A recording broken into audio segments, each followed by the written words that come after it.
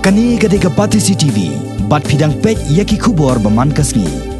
Kaseng sang Partai Nationalist Congress Party, jongkani ke jela, henne kasni ka arpulai terik unailar, kala Plie ka office Treikam ke Thymmai, hakani ke Nongbah Shillong.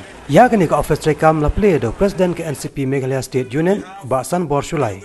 Ubalong ru UMLA ke South Shillong Constituency, ringkat ke Jiran Langru UMLA ke Gambagre Constituency Narilum Garo Pusaling Sangma nang takit kot nang kitkam gani ke sang sain partai bat kiwi kani ka office Treikam Thymmai jo ka Nationalist Congress Party kadan halum dingso Shillong ka bala jutep mencua kum kamuti nagar hajan ke Assam auto petrol pump. By having this central office of the party, will be able to start our day-to-day work, because as you are all aware, for the last many years we are having a small office at Kinshasa Race. And through the hard work of our friends, somehow they have managed this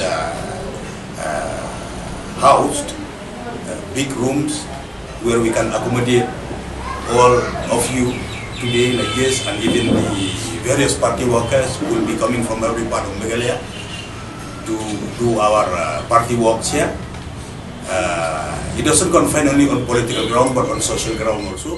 Hakawai pat kebenta Basan Bor Sulai ula kentat ye kijing kendo bau saleng sangma unsa shimtino ye kakam presiden na bat kadauru ba umpat yo kono kijing tho na kibor bahalor jong kasang NCP na Delhi.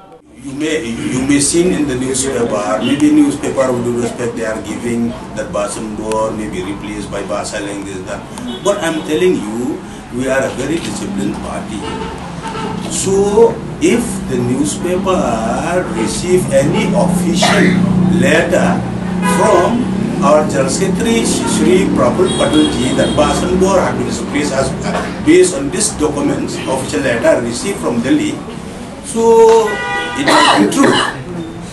But I am not aware about that. I have not received any kind of that letter. Assumption.